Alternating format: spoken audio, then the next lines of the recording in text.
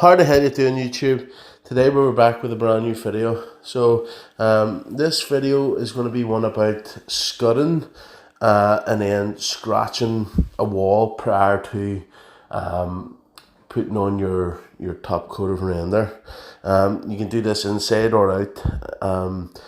In this video, we are on a property that we stripped back a stripped back meter high for a dump course. Another company has came in and treated it, and basically what we're doing now is scudding and scratching. So as you can see here, first of all, we're adding a bucket of water, and then we're adding, this is a 75 milliliter bottle of water. So we're cut that in half, and we're adding 1.5 of them.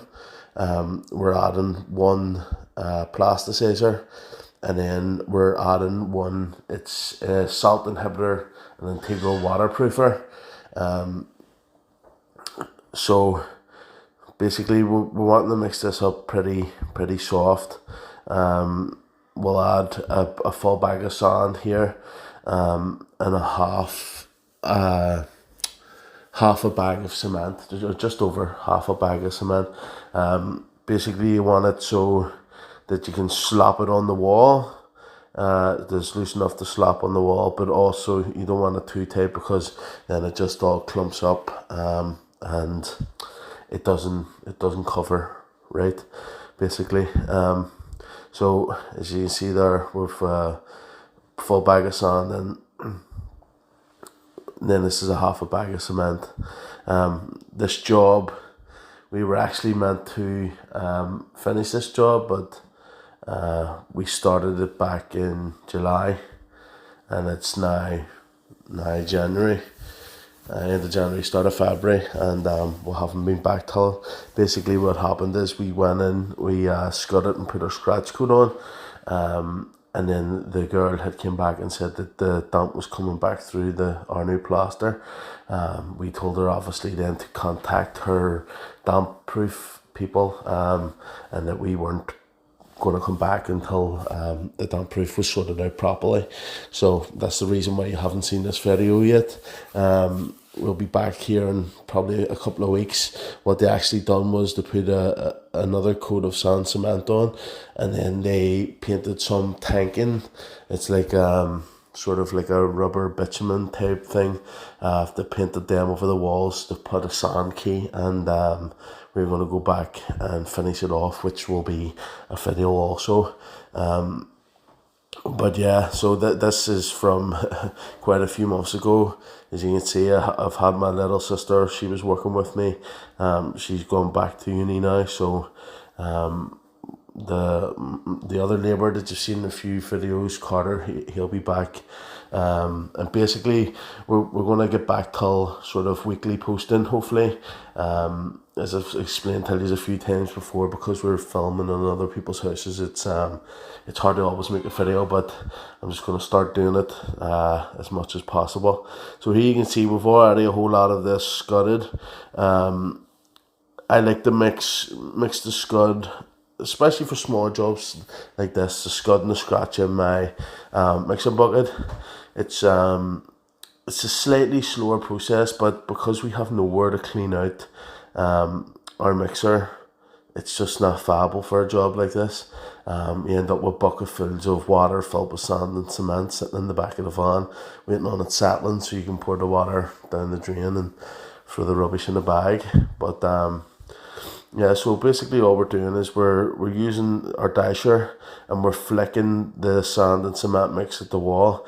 The SBR is going to make this nice and sticky, so hopefully we'll get a good key to our base here, which is obviously an old stone cottage. It should have never been done this way.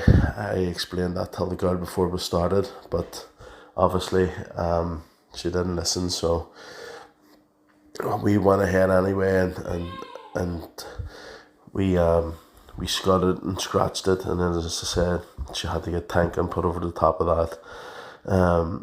All we're doing is flicking it at the wall. It sounds silly, but basically that's all you have to do, just flick it at the wall. it's good. It's good doing this rather than the other method that I've showed you before, where you paint it on with a brush. When you have a big area, it's just a lot faster.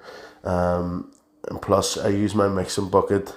This small black bucket, it fits inside my mixing bucket.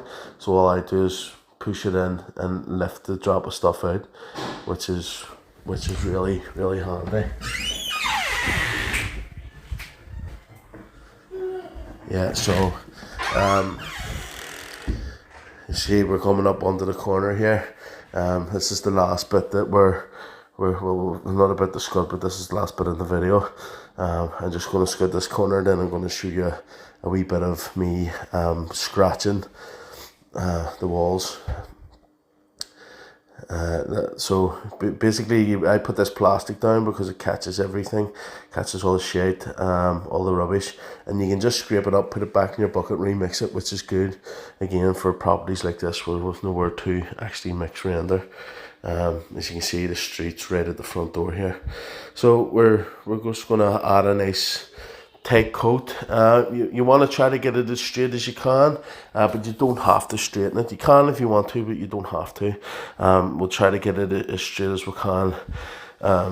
As you can see, because it's an old stone wall, it's all sorts of shapes, and there's been a fireplace removed at some stage. It was bricked up, and that was all shapes also, so it took quite a bit of sand cement to get it straight, but we got there in the end.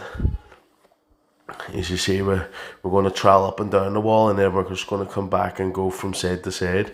That's just to make sure that it's as straight as possible.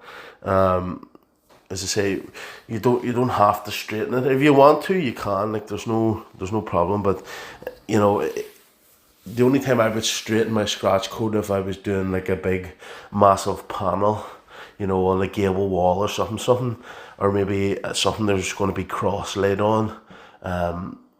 You know, something that you want to make sure is completely straight.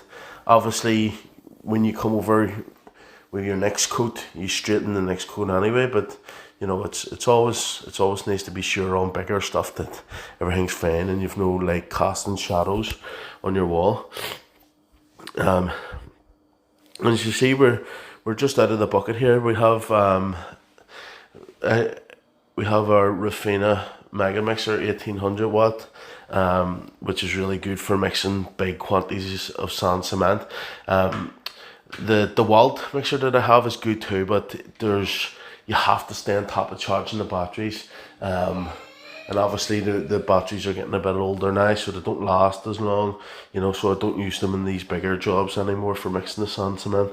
I've just been using the Mega Mixer, which is way more than powerful enough to do it. You can see here I'm just flattening out any big lumps and bumps, and then I'm going to get my scratcher here. It's basically just like a handle with nails in it, and you pull lines, you scratch, and that gives your next coat of render something to bind to. It's basically a key. Yeah, so that's it for this video, guys. I hope you enjoyed it.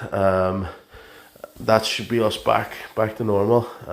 Check out all our social medias as per usual. I hope you enjoy, guys, and thank you. Bye.